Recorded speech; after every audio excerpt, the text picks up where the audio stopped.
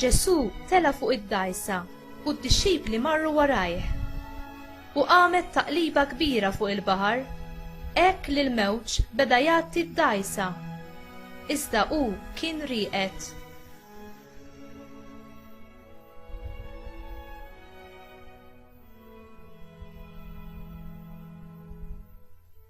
Id-dixxipli resqu fuqu, għajmuh u qalulu: Salvana mulej, se nintilfu.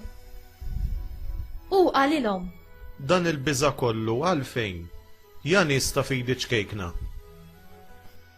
U mbagħad qam, ordna lill-irjieħ u lill-baħar u waqgħet kalma kbira.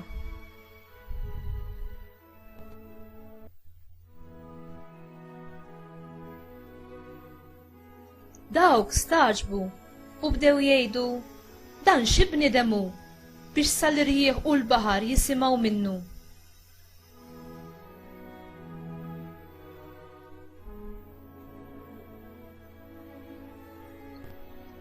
Il-kelma tal-mulej. Tifħir lilek Kristu.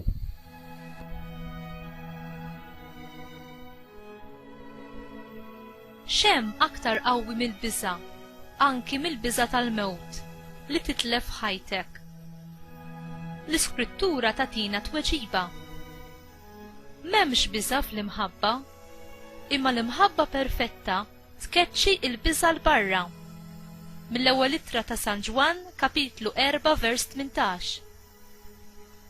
U fil-ktieb tal-Għanja tal-Għanijiet insibu: L-imħabba aktar mill-mewt qawwija.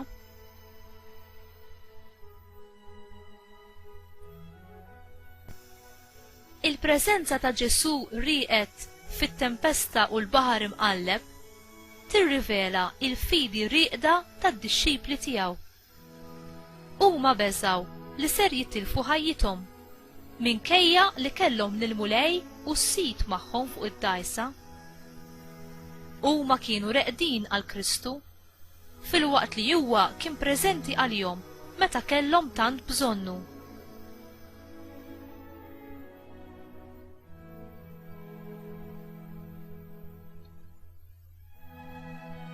Il-mulej dejjem preżenti għalina fil-ħajja tagħna u meta ngħaddu minn mumenti ta' prova hu jistaqsina l-istess mistoqsija: Għaliex qed tibżgħu? Mela m'għandkomx fidi? Inti għaraf tal-preżenza tal-mulej fik, mod speċjali meta tħabbat wiċċek mat-tempesti tal-kuntrarju, niket jew tentazzjoni?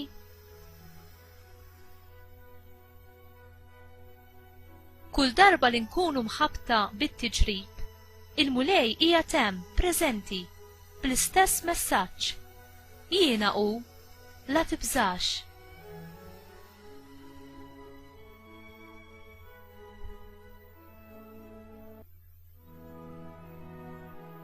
Mulej, għamel li dejjem naraf il-preżenza tiegħek li tagħmar fija u f'mumenti ta' tiġrib jew biża' ħansib il-kuraġġ u l-qawwa biex naġixxi kif kieku taġixxi inti.